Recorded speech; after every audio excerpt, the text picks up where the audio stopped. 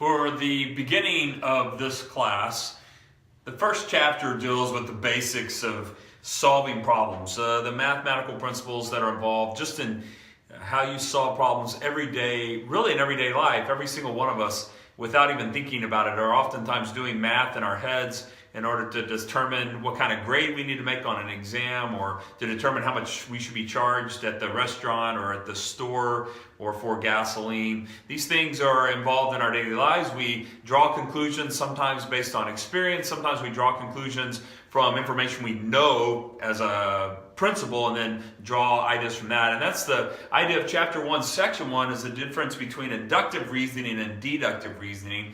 Inductive reasoning looks at the pattern, and in fact the definition of this you can find on your in your book on page 3. Inductive reasoning is the process of kind of reasoning to general conclusions through a series of observations. And the example of this might be you have a sequence of numbers where we have 1, 2, 4, 8, 16.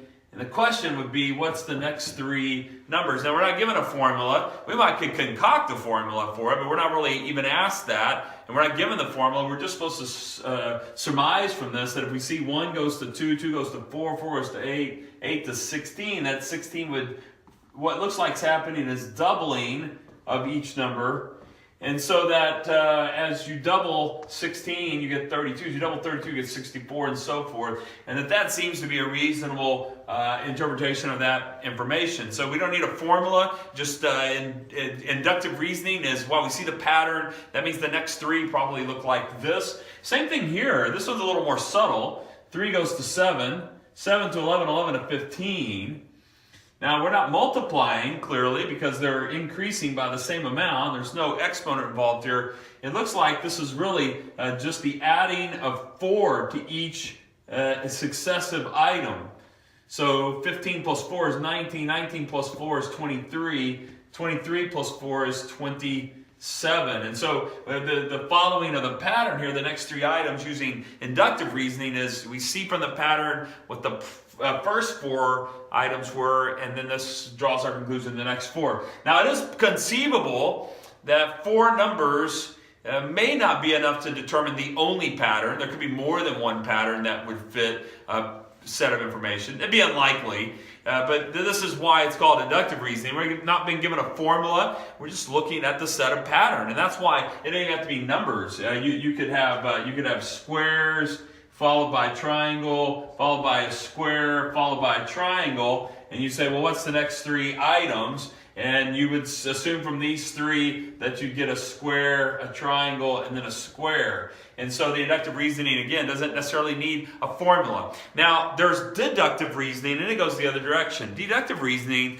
is you're given some information up front, and in the process, you, from the very specific pieces of information, you start drawing conclusion, and such that the definition on page 5 is the process of reasoning to a specific conclusion from general set of principles. An example they give in the book is this. We're told, take any number. So pick any number and multiply it by 6. So I'm going to pick the number 2, and we're going to multiply it by 6. 6 times 2 is 12. We're going to add 4 to that number. That's 16. We're going to divide 16 by 2. That's 8. We're going to subtract 2. 2 from 8 is 6. So what is the relationship between the original number and the last number?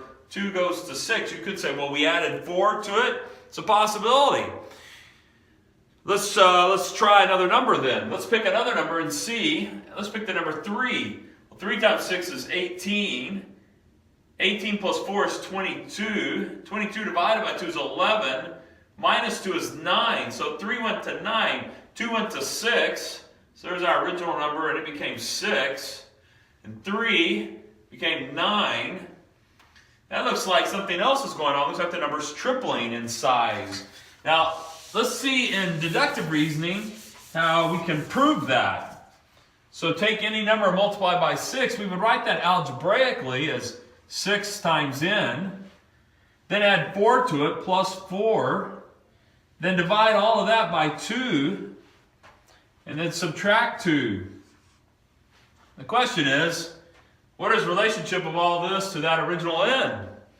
And using our algebra skills, we divide 2 into each of these numbers. That would leave us with 3n plus 2. See, 6n divided by 2 is 3n, and 4 divided by 2 is 2. Now don't forget the minus 2 out there. So now we have 3n plus 2 minus 2. 3n plus 2 minus 2. Well, those two cancel, and that leaves us with the final reduced answer of 3n. And that does appear to be 3 times the original number. So our pattern here of choose 2, put it through the process, get 6. Choose 3, put it through the process, get 9. It does look like there's a tripling of the number. Now also in this section, that's chapter 1, section 1 and 2. In this section, we also have in chapter 1, section 2 is this estimation, where we are given some basic information about estimating. Now this is stuff we do every day in our minds. If you and a friend go to dinner and you say, I'm going to pay for dinner, and the person brings you the bill at the end, you probably already have in your mind about what it's going to cost. And the reason you've done this is not because you added $11.95 for the fajitas and $9.95 for the taco meal, and you added it up and put in drinks, and you added it all up and then multiplied through by the city tax of 8.25%. More likely what you did is, it seems like the meals were about $10 each, add in a couple of bucks for drinks, and that gets us to $24 plus some tax in there, maybe about $30. With tip, maybe $32, $34, something like that. You've already worked through the math in your head, and this is how we estimate in our mind all the time. And it's a good thing to do, because you check out at the grocery store, you should have an idea of about what it should ring up to be. And if it doesn't ring up that way, you should immediately ask the question, why did I expect it to be $50 and the total wind up being $100? It could be some item that you thought was $12 wound up being $30.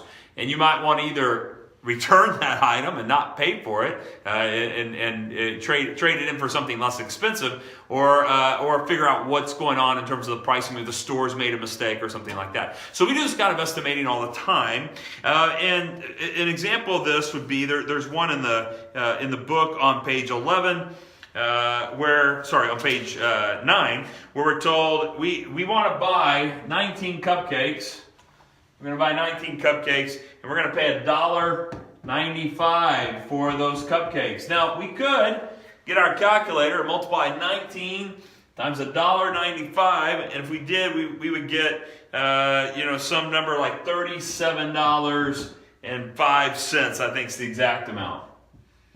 Now, like I said, we don't ever do this, because we're buying 19 cupcakes probably. I don't know about you, I'd probably say just give me 20 cupcakes.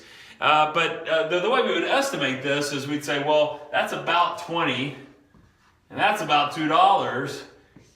It looks like this whole thing here should be about $40, a little less than $40, since we rounded down in both, rounded up in both cases. The actual number should be less, since we rounded up in both cases. The actual answer should be less than that. And we find that we were within less than $3 of the exact amount. And so a lot of the problems in this section involve that kind of estimation. Now let me give you another example. You're going to buy gasoline. We're going to buy gasoline. So instead of cupcakes, we're going to buy gasoline. Say, I need 12 gallons of gasoline, and I'm going to pay $2.75 a gallon.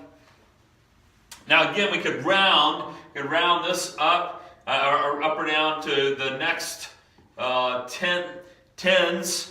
So 12, instead of becoming 12, we round it to 10 gallons, and round that up to the next dollar amount, which is 3, and that would get us $30. And that would be a good estimate, since we rounded that one down and that one up. That would probably be a good estimate. And so it'd come out something like that. Well, we can do the math there pretty quickly. 2 times 12 is 24. Plus 75% of 12, that's 9. So the actual amount appears to be $33. So that's pretty close. not too far. And so we would say, well, I would expect when I'm bringing that up on the gasoline tank, for the gasoline at the pump there, I would expect it around $30. And if the total wound up 33, I'd say, oh, that's about what I was expecting. If instead I look down at the total and it says 53, I'm going to assume that something's gone wrong there. For instance, I might assume I accidentally selected premium gasoline, which was at $4.75 or something, as opposed to the regular unleaded gasoline. And so we do this kind of estimating all every day of our life, all the time. We estimate it with our grades in our mind. Oh, I need about a 90 for this particular result. I need about $10 to buy this particular item. We do this all the time, and this section codifies it. Now, I will say this, in this section, there are going to be answers that will be dissimilar at times. So some individuals will round a little different than other people. They may round to the nearest dollar. They may round to the nearest $10.